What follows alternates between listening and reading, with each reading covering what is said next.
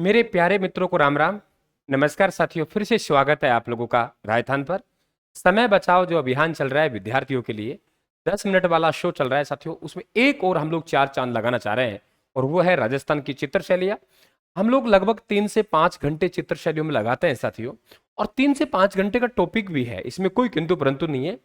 लेकिन हमने जो शिक्षण विधि को अपना रखा है, हमने जो तरीका अपना रखा है, हमने जो मिशन अपना रखा है, उसमें साथियों हम लोगों को वो ही टॉपिक, वो ही बातें, वो ही मैटर मात्र हम लोग 8-10 मिनट में लेके आ रहे हैं। आप कहेंगे सर कैसे लेके आएंगे? वो मेरी कला है, वो मेरी कला है। आपको ध्यान पूर्वक आराम से सुनना है, मुझे समझना है, ठीक है, और आराम से आपके दिमाग में छापता हुआ चलूंगा। ये समस्त नोट्स हैं राजस्थान के ऐप पर फ्री स्टडी मटेरियल में उपलब्ध है। हमने कुछ समय के लिए सिक्योरिटी रीजन कारण वहां से निकाले थे, अब वापस हमने अपलोड किए, शायद आज या कल पूरे अपलोड भी हो जाएंगे। तो आपका स्वागत राजस्थान पर। देखिए साथियों, राजस्थान में चित्र स्कूल हुआ करते थे। तो एक चित्र स्कूल हमारा मेवाड़ है, 4 चित्र स्कूल हुआ करते थे। एक मारवाड़ था, और दूसरा ढूंढाड़ था, और चौथे की बात करें हाड़ौती। ये 4 चित्र स्कूल हुआ करते थे। चारों चित्र स्कूलों में, ये 4 चित्र स्कूलों में ये चित्र शैली आती थी। जैसे उदाहरण के बाद हम लोग बात करें हाड़ौती में, तो हाड़ौती में हमारे पास कोटा, बूंदी, झालावाड़, दुगारी चित्र शैली। एक सवाल तो आपसे सीधा बन जाएगा, कौन सी चित्र शैली है जो कौन से चित्र स्कूल में आया करती थी? सवाल सीधा बन गया, कौन सी चित्र शैली है जो कौन से चित्र स्कूल में आया करती थी? कौन सी चित्र शैली कौन से चित्र स्कूल में आया करती थी? एक तो डायरेक्टली यहां से हमारा सवाल ये बन रहा है, फिर वहां से डिटेल पूछ सकता है, और उसी की मैं बात कर रहा हूं। सबसे पहले हाड़ौती देखिए। बूंदी चित्र शैली में एक ही सवाल पूछता है आप लोगों से बार बार, पशु पक्षियों की चित्र शैली कौन सी है? अगर आपसे पूछा जाए पशु पक्षियों की चित्र शैली, तो पशु पक्षियों की चित्र शैली बूंदी चित्र शैली को कहते हैं। साथियों, बूंदी चित्र शैली में सर्वश्रेष्ठ भित्ति चित्र मिलते हैं। भित्ति चित्रों की शुरुआत हुई थी यहाँ पे। भित्ति चित्र, दीवार को भीत बोला है, और दीवार पर बनाए गए चित्रों को हम लोग भित्ति चित्र कहते हैं। तो भित्ति चित्र यहाँ के, वैसे सर्वाधिक भित्ति चित्र शेखावाटी के हैं भाई। अगर कोटा चित्र शैली पूछे, तो आप लोग कहेंगे शिकारियों की चित्र शैली। शिकारियों की चित्र शैली, जहां राजा और रानियों को एक साथ शिकार करते हुए बताया गया, वो कोटा चित्र शैली है। कोटा चित्र शैली का एक चित्रित ग्रंथ है रागमाला, और उस रागमाला का जो चित्रण किया है, वो ध्यान रखे डालू राम ने किया है। किसने किया है? डालू राम ने। ये भी आप लोग ध्यान रखे, रागमाला मेवाड़ में भी आएगी, सब जगह रागमाला आएगी। अगर रागमाला आप लोगों से मेवाड़ की बात करें, तो उसके जो चित्रकार हैं उनका नाम है साहेब दीन। और अगर चावंड की रागमाला की बात करें, तो उसके चित्रकार है निसारुद्दीन। अगर जोधपुर की रागमाला की बात करें, तो यहाँ के चित्रकार है वीर विठल नाथ जी। तो वहां कोटा की रागमाला डालूराम, मारवाड़ की रागमाला वीर विठल नाथ जी, उदयपुर की रागमाला साहेबदीन, और चावंड की रागमाला निसारुद्दीन। मेवाड़ की रागमाला साहब कहती है, मेवाड़ की रागमाला साहब कहती है, चावंड की रागमाला नशा करती है। मेवाड़ की रागमाला साहब कहती है, चावंड की रागमाला नशा करती है। मेवाड़ की रागमाला साहब कहती है, चावंड की रागमाला नशा करते हैं, मतलब निसारुद्दीन। ठीक है, आगे देखेंगे हम लोग। इसके बाद झालावाड़ दुगारी में हमें कुछ ध्यान देना नहीं है। आमेर चित्र शैली, यहाँ का एक चित्र मिलता है यशोधरा का चित्र। कौन सा? यशोधरा का चित्र। अगर कोटा बूंदी में अगर आप पेड़ की बात करेंगे, तो खजूर का पेड़ मिलता है।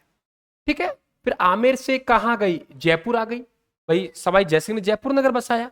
यहाँ का वेरी वेरी इंपॉर्टेंट एक क्वेश्चन बनता है कि यहाँ का आदम कद का चित्र मिलता है। आदम कद का चित्र, और वो आदम कद का चित्र है, वो साहिब राम नामक एक चित्रकार था, उसके द्वारा बनाया गया। और सबसे पहले आदम कद का चित्र बना, वो ईश्वरी सिंह का बना। जयपुर चित्र शैली में जो पेड़ लेते हैं, तो वो आम का पेड़ होगा, पीपल का भी होगा, पीपल का पेड़ होगा, ध्यान रखें आप लोग। ठीक है, अलवर चित्र शैली की बात करें, तो अलवर में एक ही बात ध्यान रखना आप लोगों को, यहां अर्धनग्न अवस्था में, अर्धनग्न अवस्था में चित्र मिले महिलाओं के, वैश्याओं का चित्र मिले, और यहाँ पे अंग्रेज चित्र शैली का प्रभाव है। यही कारण है कि यहाँ पे अश्लील चित्र मिले हैं। और वो चित्र शैली जिसमें मुगल और अंग्रेज दोनों का प्रभाव है, अलवर चित्र शैली है। अलवर चित्र शैली में एक चित्रकार पूछा जाता है, हाथी के दांत पर चित्र, हाथी के दांत पर चित्र, मूल दांत पर चित्र, यानी उसके चित्रकार कौन हो गए? मूलचंद हो गए। बाकी उनियारा, देखिए उनियारा ये ज्यादा इंपॉर्टेंट नहीं है। शेखावाटी, ठिकाने, शाहपुरा, शामोद, इसरदा, सिवाड़, झिलाए, मालपुरा, ये ढूंढाड़ चित्र शैली के अंग है, आप लोग ध्यान रखेंगे। ठीक है, इसके बाद आप उनियारा में याद करो तो कर लेना। देखो, राम सीता, राम सीता, लक्ष्मण हनुमान, ये चित्र है। राम सीता लक्ष्मण हनुमान, सीता है तो जनाना महफिल है, जनाना महफिल, जनाना महफिल, और राम लक्ष्मण है तो मर्दाना महफिल है। तो कितने हो गए? 4।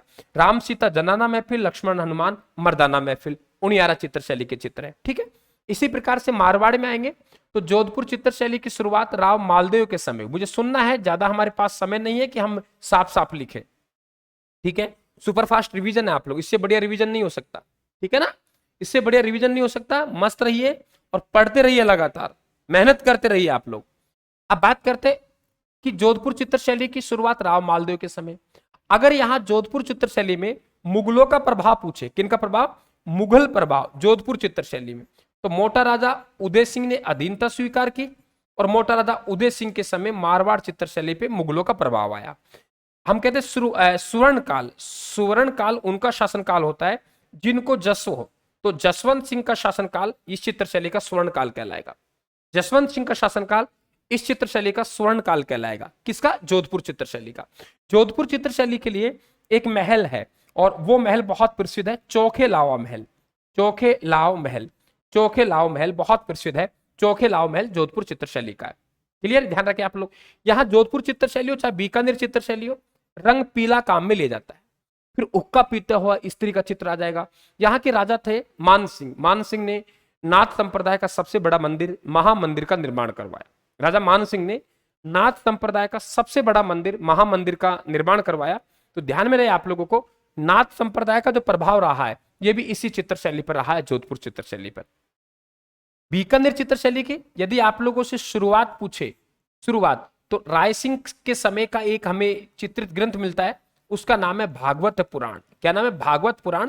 और अगर आपसे स्वर्ण काल पूछे बीकानेर चित्र शैली का, तो स्वर्ण काल महाराजा अनूप सिंह का शासनकाल कहलाएगा। महाराजा अनूप सिंह का शासनकाल कहलाएगा।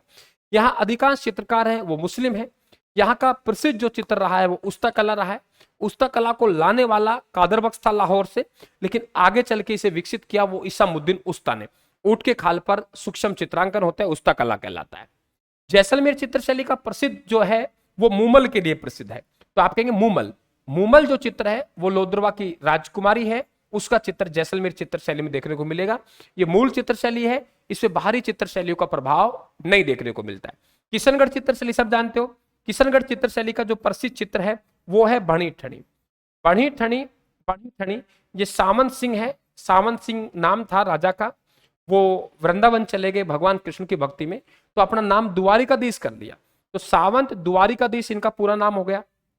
सावंत द्वारिकाधीश की प्रेमिका थी, उनका नाम बनी ठणी थी। बनी ठणी का मतलब होता है सजी धजी। तो एक ऐसा ही चित्र इटली की एक महिला का है, और उस महिला का चित्र कौन सा है? मोनालिसा।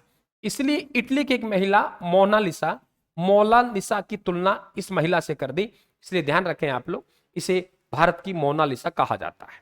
लियोनार्डो दा विंसी ये उस मोनालिसा का चित्रकार है। एरिक डिक्सन और फयाज अली ने इसे भारत की मोनालिसा कहा है। अजमेर चित्र शैली में कोई विशेष नहीं है। नागौर चित्र शैली में वृद्ध अवस्था के चित्र मिलते हैं। ठाकुर, आपने इंद्र सिंह का नाम सुना होगा, इंद्र सिंह राठौड़ के वृद्ध अवस्था के चित्र मिलते हैं, और पारदर्शी वेशभूषा मिलती है, इसमें ध्यान रखेंगे आप लोग। बाकी ठिकाने, घाणे राव, रिया, बिड़हा, जूनिया, ये मारवाड़ चित्र शैली के अंग है। ये ढूंढार चित्र शैली का अंग है, ये हाड़ौती चित्र शैली का अंग है। इस प्रकार से आप लोगों को ध्यान रखना है पूरी तरीके से। ठीक है, बातें समझ में आ रही है आप लोगों के? अब आ जाइए मेवाड़ में। भाई हमें समय बचाना है, समय बचाना है, और बातें यहीं से पेपर बनेगा। माना कि पढ़ लिया, मैं ये नहीं कह रहा 4-5 घंटे बाद पढ़ी तो पढ़िए, लेकिन जो निचोड़ है वो आपको दे रहा हूं। उदयपुर चित्र शैली, देखिए रावल तेज सिंह के समय इस चित्र शैली की शुरुआत हुई, क्योंकि रावल तेज सिंह के समय एक चित्र मिला, उसका नाम है श्रावक प्रतिक्रमण सूत्र चूर्णी। मुझे सुनना है, श्रावक प्रतिक्रमण सूत्र चूर्णी, ताड़ पत्थर पर था। 1260 में आहड़ में चित्र चित्रित हुआ। ठीक है, उदयपुर चित्र शैली पे अगर आप स्वर्ण काल पूछेंगे तो जगत सिंह द्वितीय का कहलाएगा।